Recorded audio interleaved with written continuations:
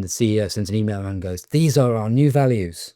hmm I mean, that just messes with my head that anybody can even think that emailing people and telling them what their values now are could work.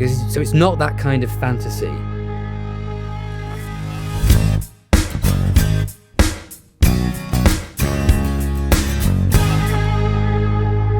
So welcome to the latest episode of the new P&L, Principles and Leadership in Business podcast series.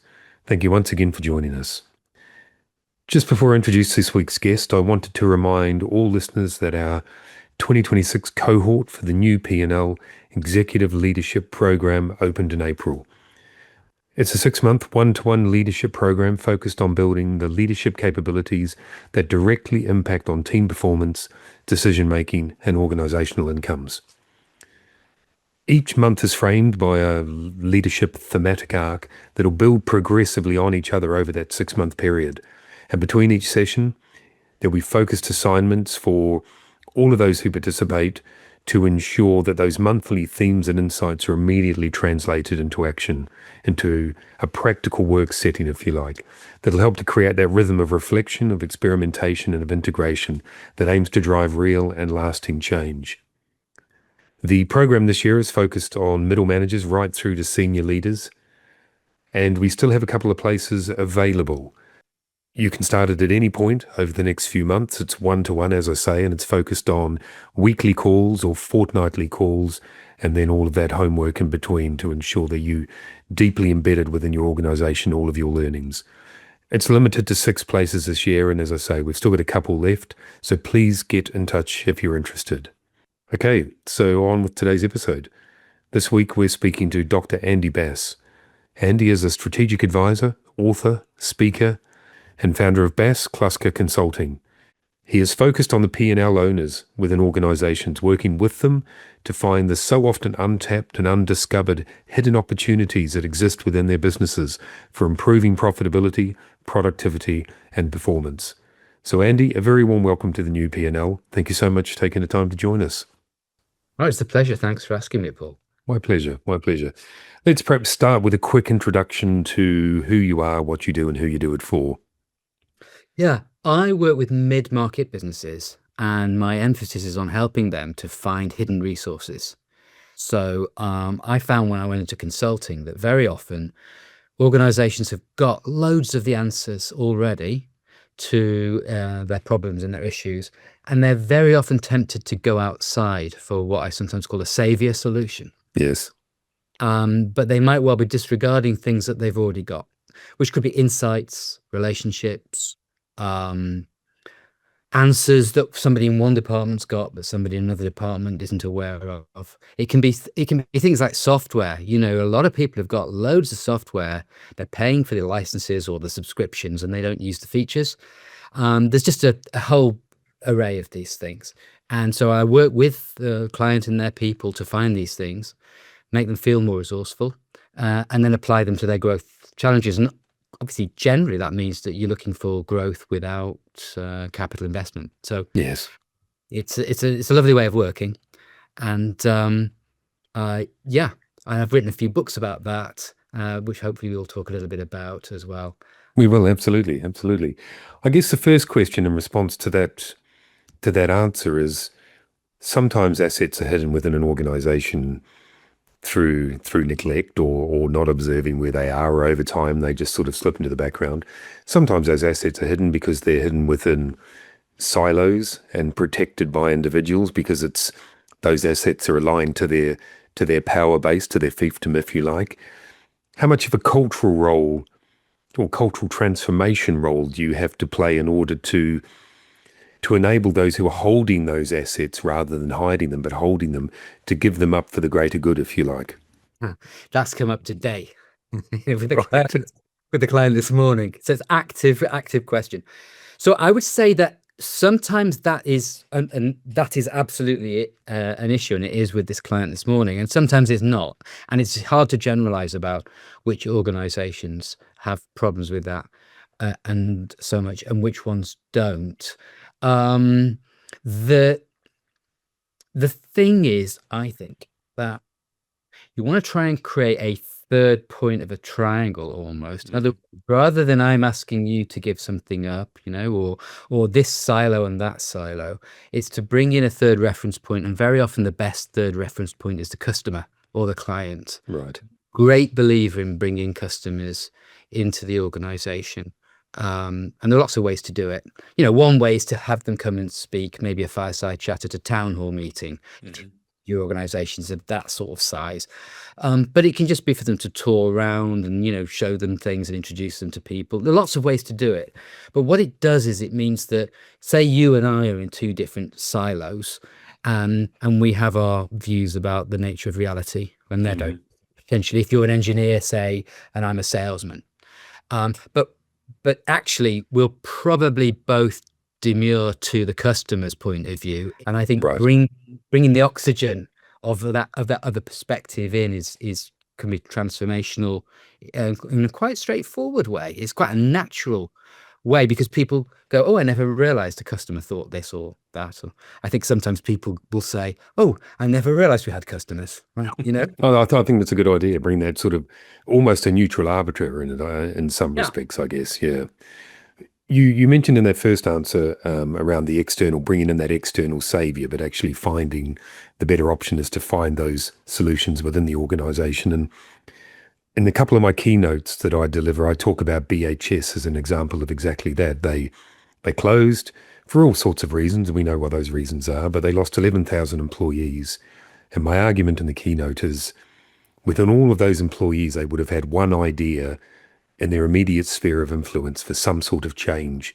And even if 1% of those 11,000 ideas were transformational, that's 110 ideas for an organization that have run out of ideas. And I just wonder how you get from a small clique, a leadership clique at the top that believes that they perhaps have all of the solutions to all of the problems, to opening it up to those who genuinely perhaps recognize where the challenge is in their particular area of influence. How do you bring those two things together?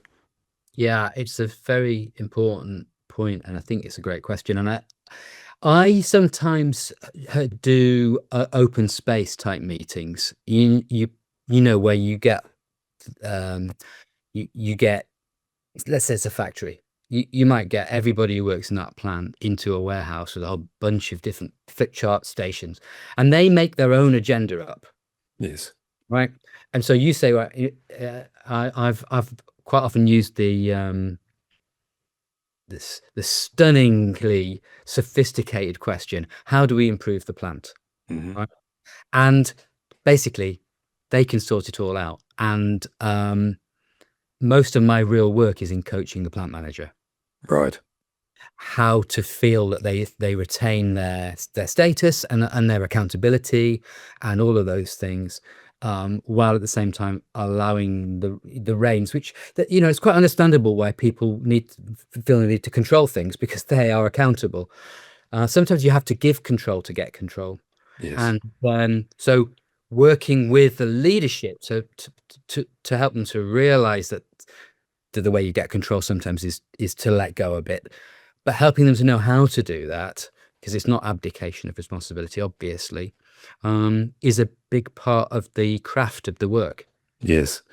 I think that so much of this comes back to those basic human conditions of protection, of ego, of worrying that if you relinquish some of the control, then all of some of the power goes with it. But it's all about, I think, how we create, and I'm not a fan of the phrase safe space, but I do think it's how we ensure that the communication that leaders give to those who they require to relinquish a level of control, they understand that it's perhaps giving up control but not giving up power. And I think that's an important differential, I think.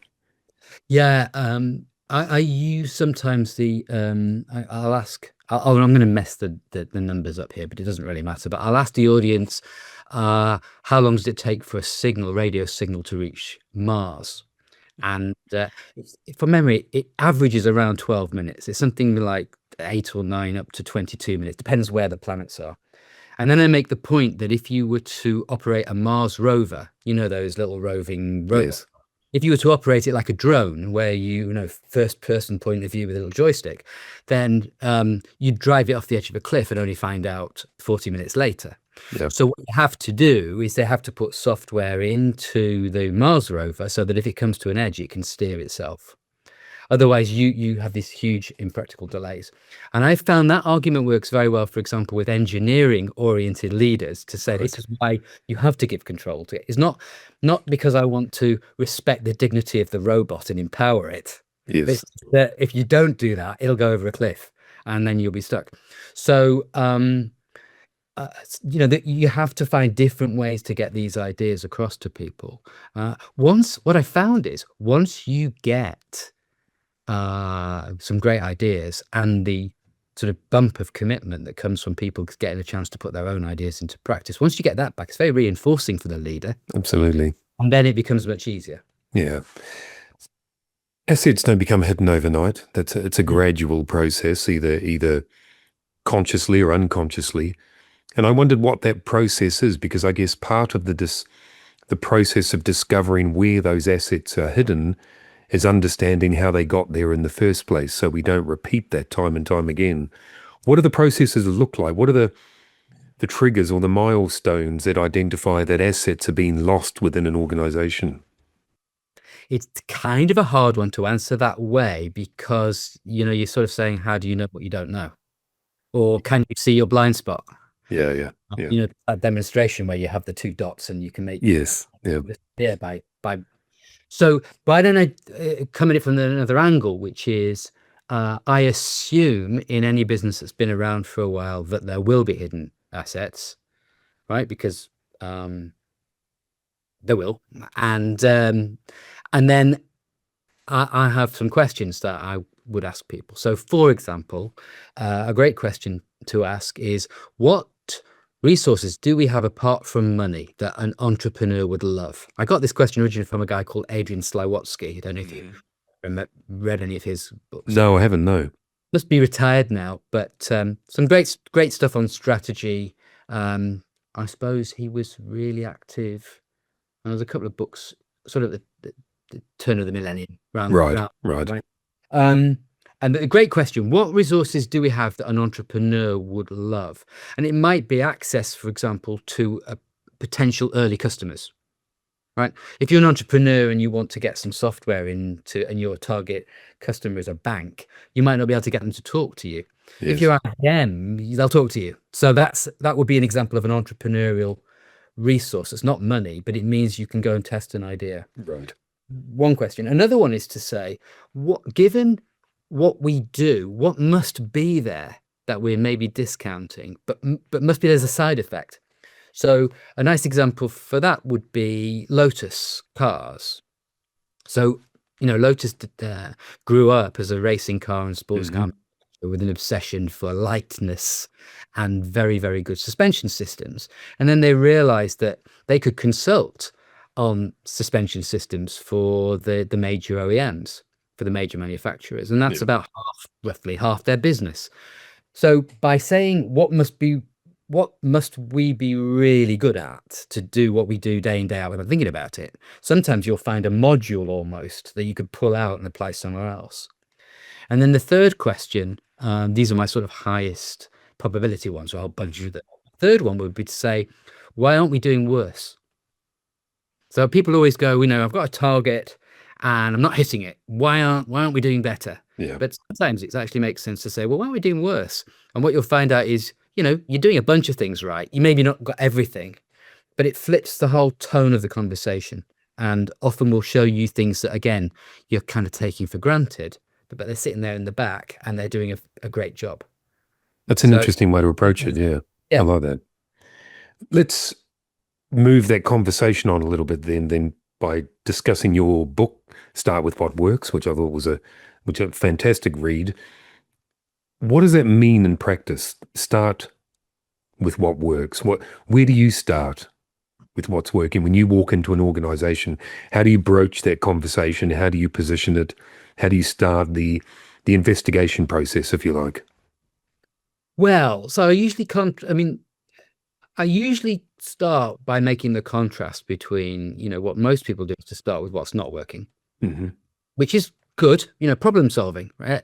Anybody who's reached any level of seniority has done that because they're good at solving problems. So I can't, but along with that then becomes this idea that there must be something missing. And so I contrast the notion I was talking about before of a savior, Yes. right, versus finding your own internal internal resources. And point out that a lot of times the kind of saviors that people suggest. So what are the sorts of things people might suggest?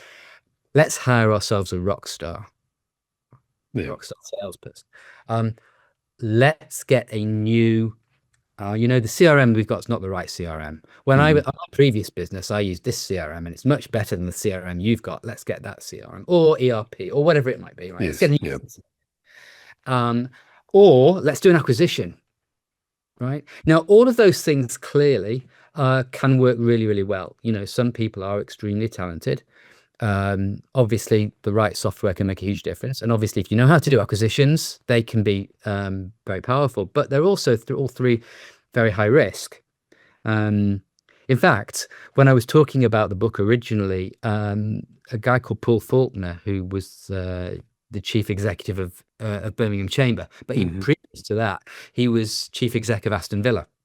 Right. And then he said, "Oh, you're talking about rock stars. It's exactly what it was like being a football, being chief exec. Because every year they'd say to me, one more player, just buy me one more player, as if that was going to solve everything." Yes. His point was, if we can't get possession of the ball and get it to the front, then it doesn't matter if we've got Ronaldo, Hmm. right? And of course, if you get a rock star that comes in and goes, "Oh, well, when I was at Google, we did this," they don't always integrate straight away. And the research shows that quite often rock stars were great partly because they had a team around them, which you're Hmm. now taking them out of. And so that doesn't always work. We all know about software projects that go over budget. And of course, acquisitions are notoriously difficult from the back to your culture point for the culture Yeah. inside. So not saying don't do them, but it can make a lot of sense, first of all, to look inside. Now, most people will take those arguments and go, okay, that makes sense. And seeing as it's safe to look for what we've got going for us, why don't we do that first?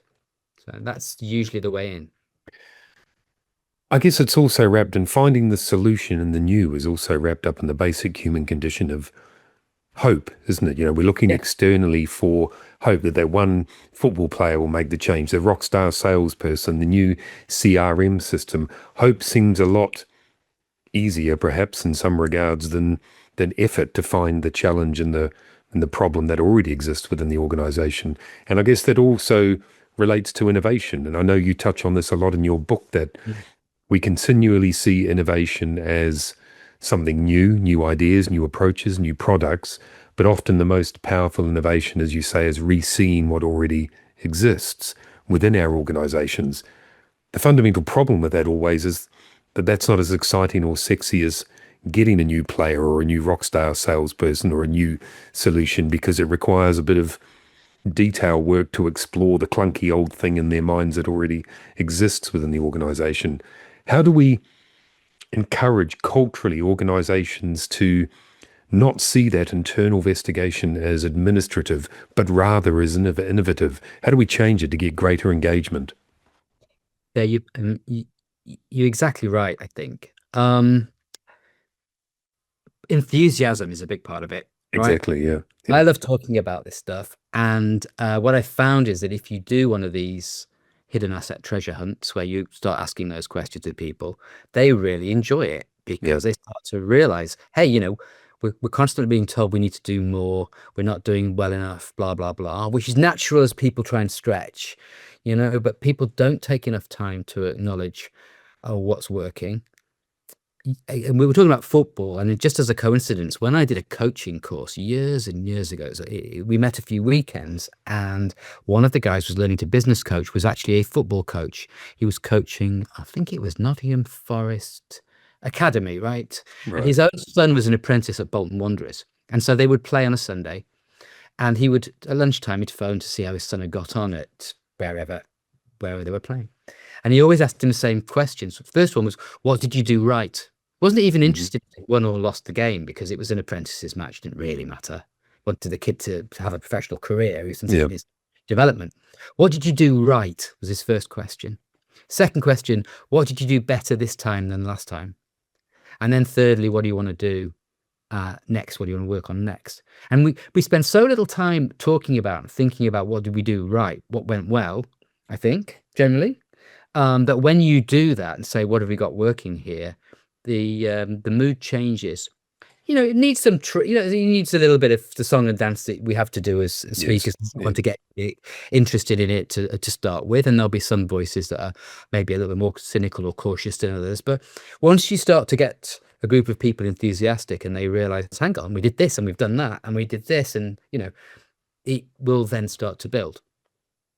How do we strike the balance? Coming back to your point of enthusiasm, how do we strike the balance between problem solving within an organization and at the same time working on amplifying those strengths? So I worked for an organization for years where the leaders was a declining market, it was a declining business, and they were exceptional at managing decline. Every year they would find ways to strip out costs from the business. The business continued to shrink, but it always maintained a bit of profitability. But there was no sense of morale within that organization because everyone could see the organization shrinking. So there was no ambition to grow, to explore new markets, but they were exceptional at managing decline. But that can only be successfully employed for a period Yeah. because it's not just about managing the balance sheet, it's also about managing the morale. How do we strike that balance? Did you feel, Paul, in that organization that had they wanted to, there were things that they could have done, that they could have repurposed and rethought and either entered new markets or understood new emerging needs that their existing customers had? I don't know the industry that you're talking about. So do you feel that there were opportunities that they, out of the habit of being so brilliant at managing the decline, maybe, got into that rut of being really good at something that only had one end point? I feel they certainly recognized that the key to the future of the business was expanding into other markets, to growing the product and service proposition. I think there was a lack of perhaps courage, and I don't mean that in a negative way, but risk taking and an inability to manage that risk, to maybe put some of what was on the line in order to see where the opportunities were.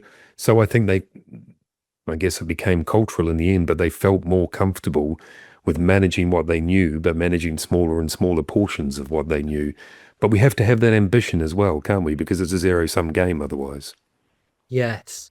I think earlier on I was saying how a big part of engaging the front line in, for example, in that manufacturing and it wasn't specific to manufacturing, but how much of it was actually working with the plant manager Yeah. to enable them to be the leader that could make it safe for people while themselves feeling safe. And they had to think about how they reported to the president and everything else, right? And so it sounds like in the situation you were talking about that the leadership really needed help to appraise the risks of the risks of doing something. But often the bigger risk, not always, but often the bigger risk is the risk of inaction. Yes. Yeah. But we don't, it's one of those human biases. It's is it the status quo bias? Is that the right one? But it's that bias that we'd rather do something that's familiar, even though it's Yeah. Yeah. yeah. So it sounds like if they'd had the right coaching input or mentoring input or the right non-exec to, that maybe could have helped them to see it differently. And then there are often more avenues open to us and to businesses than they necessarily see. Back to your point again, I think often it's this climate, culture, Yes. and mindset, rather than some revolutionary technology or revolutionary new business methodology often. I agree. I agree. Your focus throughout the book and through the work you do is aimed at helping the P&L owners, those who own that profit and loss, that balance sheet, to unlock those hidden assets, as you call them. And many of those will be tangible, but to the new P&L, to principles and leadership, some of those are intangible. And some of the greatest hidden assets within an organization are those more intangible ones, like what the purpose of that organization is, how we ensure that the values feed into productivity and performance, what the leadership characteristics are within some of those leaders that are perhaps untapped. when you have those conversations and you go into organizations, do they recognize that they have those hidden assets as well? Or is it always focused on the software or the productivity gains or whatever it happens to be? Yeah. Oh, no, I think that they do recognize those things, and certainly I see that as a huge part of it, because I don't think it's an either or. I know that there's this often a sort of polarization, isn't there, between the supposedly hard-nosed people and the supposedly like cuddly. I don't find, the best business people I've met, the best leaders have had both sides of that going. Exactly. Yeah. I don't think, I think it's a false truth that we're sometimes invited into. Um, yeah, you find that too, central to. Absolutely. I think that the best leaders of those that I work with are those who recognize that those things are intimately intertwined, that they influence one another rather than purpose and leadership and all those other things over here and productivity and performance over here. They are both intimately intertwined. What mindset shift does a leader have to make or need to make to truly start with what works? So when you walk in to an organization, clearly they are in the position where they have hidden assets across their organization. Sometimes it will be in their own department, and I guess there's a bit of self-awareness there that we all think the hidden assets and the problems are elsewhere in the business, not necessarily in the areas Yeah. that we're controlling. But what mindset shift is required within a leader to, I guess, to embrace this, to work with you and their team to uncover that process, to find those assets, to understand what part of what's hidden is valuable and what part isn't, because just because they're hidden doesn't mean they're all valuable either. What's the mindset process? Yeah. Um, Quite often there'll be some version already in there. It's something that someone will say to me when we're discussing whether to work together. There'll be something along the lines of, I know this business can do more. Hmm. I know that we've got this opportunity, but right. And so I don't know that it's a mindset shift in the sense of they've got the wrong mindset. And somehow magically, here's the right mindset that you should have. I think it's more that they have a sense that there's potential that they're not somehow tapping. Either they're seeing it and often their direct reports aren't, Yes. or they themselves are in a sort of two minds. I know we should, but I know we should be able to, but. And so the shift is a relief, I think, in some ways, because Mm. you know this is not what's that phrase that Boris Johnson. This is not boosterism, right? It's not positive mental attitude, Yes. or in the sense of, let's just, aren't we all great? Rah, rah, rah. It's going objectively and saying, answering these questions. What resources do we have that an entrepreneur would love if they could get their hands on them? Oh, well, that's objectively, I can see that. Or, well, why aren't we doing worse? If you say your ideal would be 10 out of 10 and you're only giving us a 5 out of 10, well, why did you give us a 5, not a 4? There must be something, even. Yes. Yeah. So it's quite objective, but as you start to do that, I think people feel relieved and go, "Oh yeah, I thought we had this and that going." And once that enthusiasm fires up, when other people as well start to say, "Oh yeah, and we did this and we can do that," then it becomes a positive reinforcing dynamic.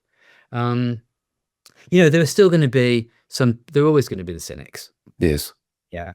Um, Although again, I found that this does work quite well eventually. If you can be patient, because it's asking for objective. It's not asking for let's affirm that we're the best, this, that, and the other on some leap of faith. It's not one of these. Uh, I don't know why people do this. When they send an email around and the CEO sends an email around and goes, "These are our new values." Hmm. I mean, that just messes with my head that anybody can even think that emailing people and telling them what their values now are could work. So it's not that kind of fantasy. Yes. Uh, and I think because it's based on a ground up examination of what you've actually genuinely got, your sense of your orientation shifts, your attitude shifts.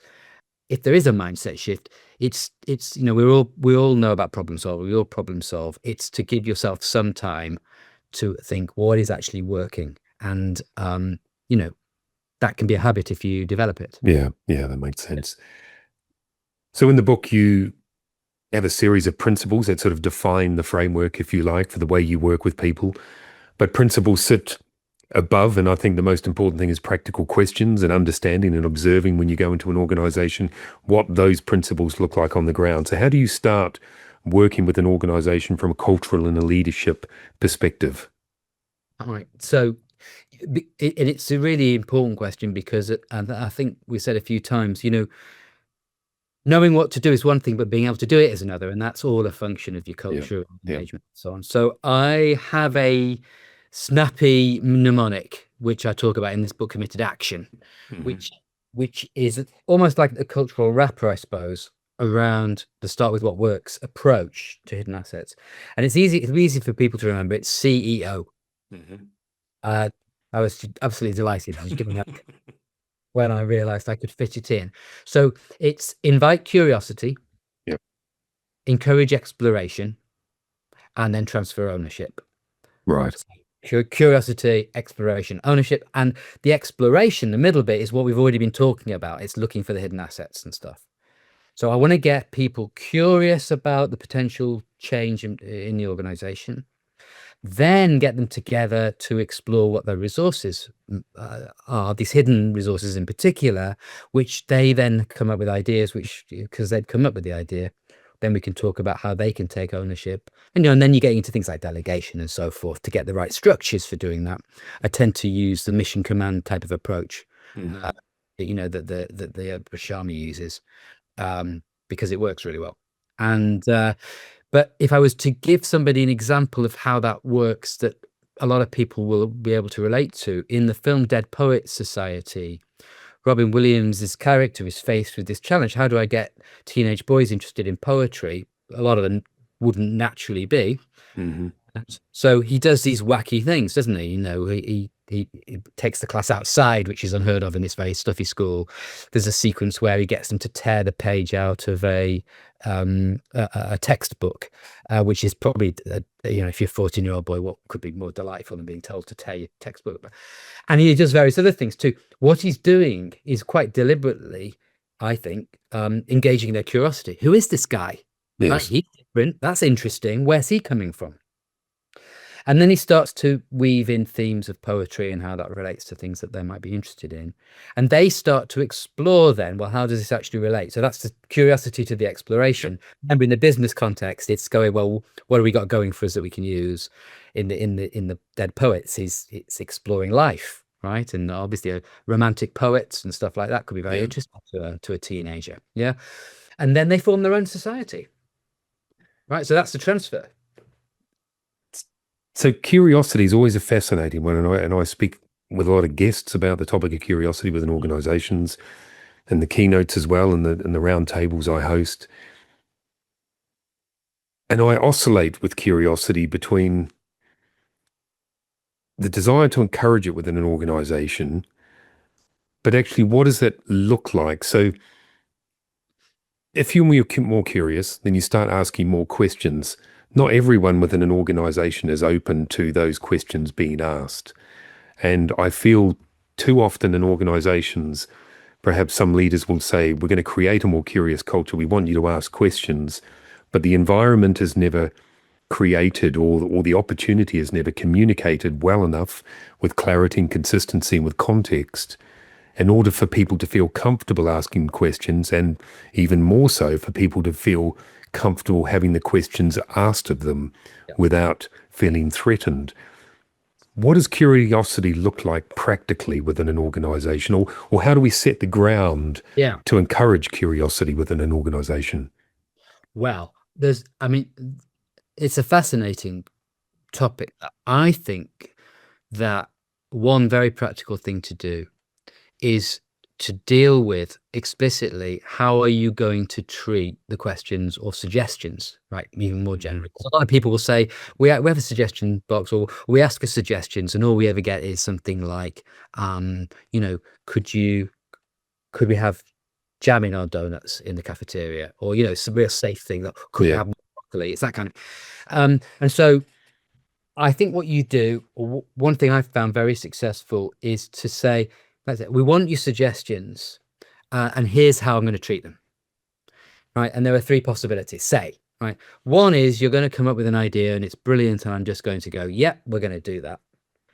Second one is you're going to say, you come up with an idea and I'm going to go, I haven't got the money to authorize that, and it might or might not fit strategically.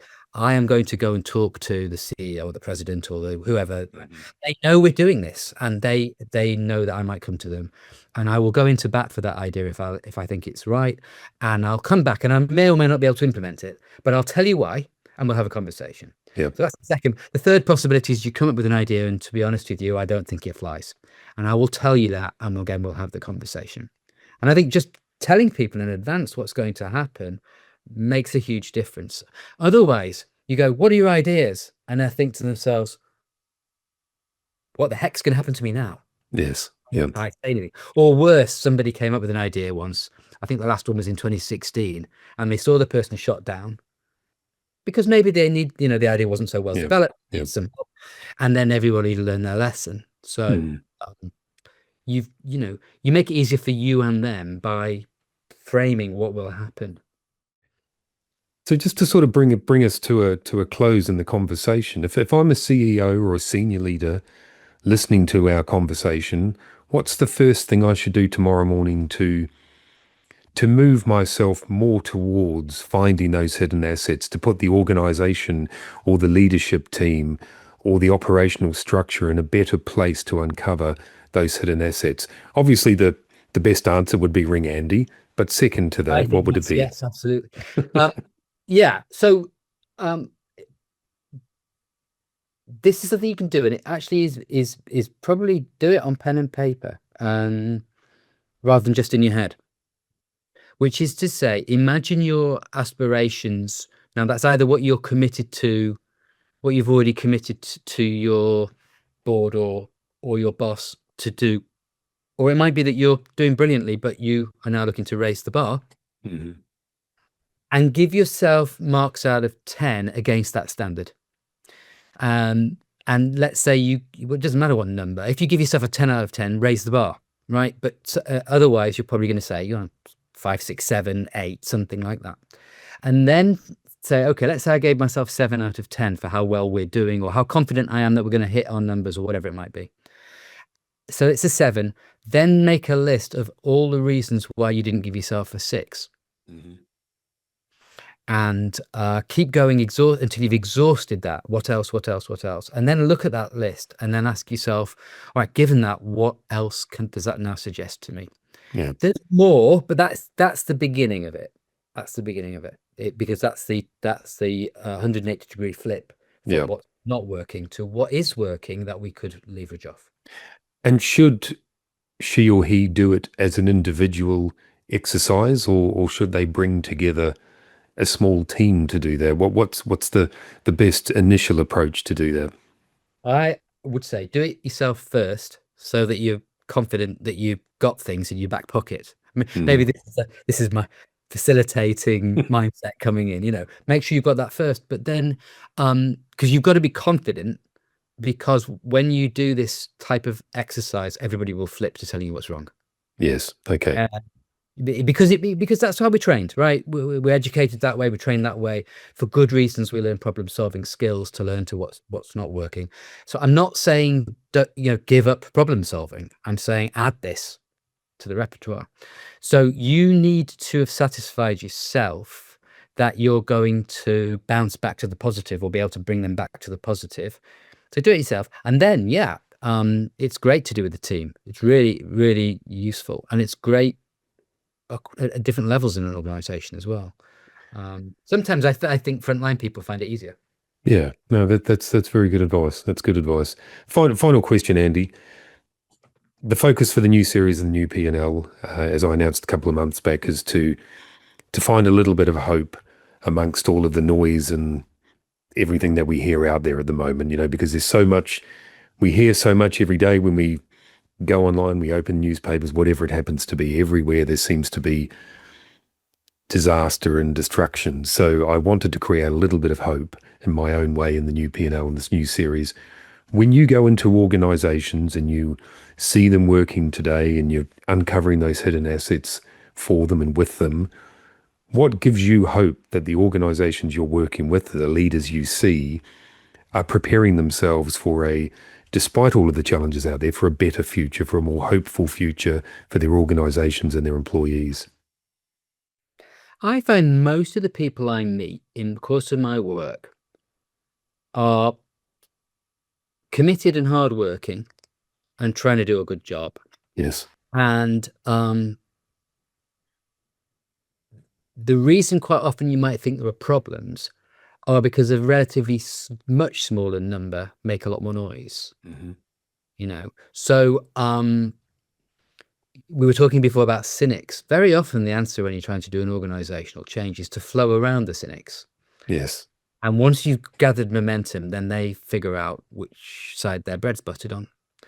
And the fact that you can do that is because most people are trying to do the right thing. And so, yeah, that I think should give us all hope. When I go into an organization, most of the people there are really trying to do a good job. They may not be doing a good job, but they are trying to. And Yes. that's a big part of it. I agree entirely with that. Andy, thank you so much for your time today. If people want to get in touch with you, if they want to find you, if they want to purchase your book, where do they find you? How do they get in touch? So bassklusker.com. That's BAS for Sierra, SCLUSKER.com. And on there's lots of free stuff. They can download a free book, the other 2 books, free chapters, and there's videos and everything else. Wonderful. And we'll include all of the links in the notes that accompany the podcast as well. Andy, thanks so much for your time today. I really appreciate it. I've really enjoyed it. Thank you very much. So huge thanks to Andy. Really interesting conversation today, I think, looking at the parallels and the differences between the traditional P&L and how the new P&L can feed into enhancing the profit in that original P&L.